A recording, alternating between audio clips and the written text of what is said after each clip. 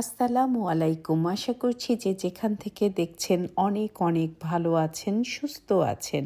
আজকে আমি নিয়ে এসেছি একেবারে ভিন্ন স্বাদের চিকেন টিক্কা কাবাব। চিকেন টিক্কা কাবাব আমি দুভাবেই করে দেখাবো। আমি কিছু গ্রিলে করে ফেলবো আর কিছু করব চুলায়। চলুন তাহলে শুরু করা যাক। এখানে 500 গ্রাম বোনলেস চিকেন নিয়েছি, ভালো করে ধুয়ে পাতলা করে লম্বা করে কেটে নিয়েছি। 1 চা চামচ লবণ দিয়ে দিয়েছি আর দেব 1.5 চা চামচ আদা বাটা আর 1.5 চা চামচ রসুন বাটা দিয়ে ভালো করে আমি মেখে নিব। এরপর এক সাইডে রেখে দিব 15 থেকে 20 মিনিটের জন্য।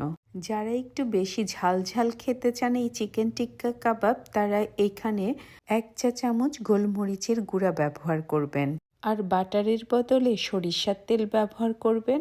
আর সব কিছু যেমন আমি তৈরি করছি সেমই থাকবে। এবার আমি একটা মিক্সিং বোল নিয়ে নিলাম। বোলের মধ্যে নিয়ে নিলাম 3 টেবিল চামচ ন্যাচারাল ইয়োগার্ট মানে টক দই।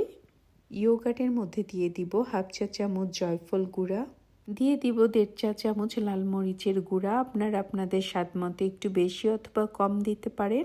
এবার দিয়ে দিব 1 চা চামচ জিরা গুঁড়া, দিয়ে দিব 1/2 চা চামচ লবণ।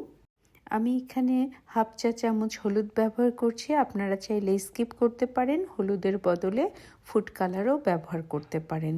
আমি যেহেতু ফুড কালার ব্যবহার করব না, সেই জন্য আমি হলুদ ব্যবহার করলাম। আর দিয়ে দিলাম 2 টেবিল চামচ সয়াবিন তেল অথবা সাদা তেল। এবার সমস্ত মশলাগুলো হাত দিয়ে খুব ভালো করে মিশিয়ে নিব। মিশানো হয়ে গেলে দিয়ে দিব আগে থেকে ম্যারিনেট করে রাখা চিকেনের পিসগুলো। এতে করে চিকেনগুলো অনেক বেশি সফট আর জুসি হয়ে যাবে। চিকেনগুলো খুব ভালো করে মেশানো হয়ে গেলে অপেক্ষা করতে হবে 30 থেকে 45 মিনিট। এটা আপনি বেশিও রাখতে পারেন, তবে 30 মিনিটের কম ম্যারিনেট করে রাখা যাবে না, তাহলে ভিতরে কোনো মশলাই যাবে না, চিকেনটা হার্ড হয়ে যাবে, খেতেও অত স্বাদ লাগবে না। চিকেন টিক্কা কাবাবের জন্য আমি কিছু ব্যাম্বু স্টিক নিয়ে নিব। একটা বাটিতে অল্প কিছু পানি নিয়ে নিব যতটুকু প্রয়োজন। তার মধ্যে দিয়ে দিব ব্যাম্বু স্টিক।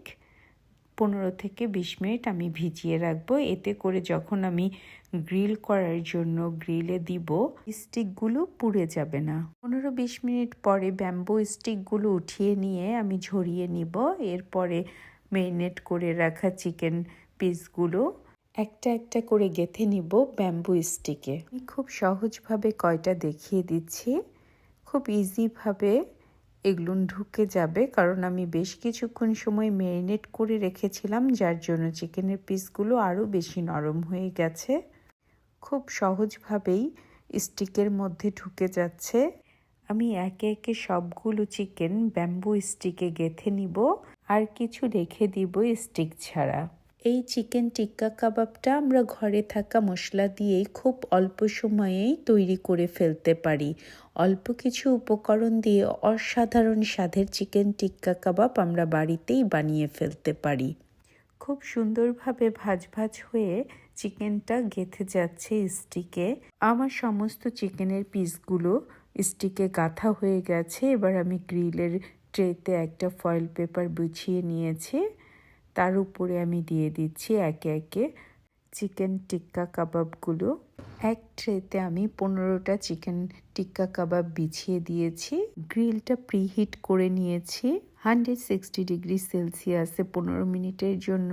এই সাইডটা আমি গ্রিল করে নিব। এই সাইড হয়ে গেলে বাটার দিয়ে আমি উল্টিয়ে দিব। 15 মিনিট হয়ে গেছে, এই সাইডটা আমার হয়ে গেছে। এর উপরে আমি বাটার ব্রাশ করে দিচ্ছি। সবগুলোতে বাটার ব্রাশ করা হয়ে গেলে আমি একে একে উল্টিয়ে দিব। আমি পানিতে ভিজিয়ে রাখার কারণে স্টিকগুলো একটাও পুড়ে যায়নি। একটু হালকা তো কালার চেঞ্জ হবে, কিন্তু স্টিকগুলো দেখুন একেবারে সুন্দরভাবে দেখা যাচ্ছে, পারফেক্ট অবস্থায় আছে। এভাবে করেই একে একে সবগুলো উল্টিয়ে দিব। এই পিঠেও আমি বাটার ব্রাশ করে দিব। একটা সুন্দর স্মেল ছড়িয়ে পড়বে, খেতে অসম্ভব মজা লাগবে। এবার আমি দেখিয়ে দিচ্ছি চুলায় কিভাবে তৈরি করবেন। একটা ফ্রাই প্যানে আমি 1 চা চামচ বাটার নিয়ে নিয়েছি। বাটারটা গরম হওয়ার পরে আমি আগে থেকে গেঁথে রাখা চিকেন টিক্কা কাবাবগুলো দিয়ে দিচ্ছি। এক পাশ হয়ে গেলে আমি আরেক পাশ উল্টিয়ে দিব। এভাবেই আমি তৈরি করে নিব চিকেন টিক্কা কাবাবগুলো। খুব সহজভাবেই তৈরি হয়ে গেল চিকেন টিক্কা কাবাবগুলো চুলায় আর ওভেনে। যদি আমার এই অসম্ভব মজার চিকেন টিক্কা কাবাবের রেসিপিটা আপনাদের ভালো লাগে, তবে অবশ্যই একটা লাইক, কমেন্ট অ্যান্ড সাবস্ক্রাইব করে আমার পাশে থাকবেন। আপনারা সবাই অনেক অনেক ভালো থাকবেন। আল্লাহ হাফেজ।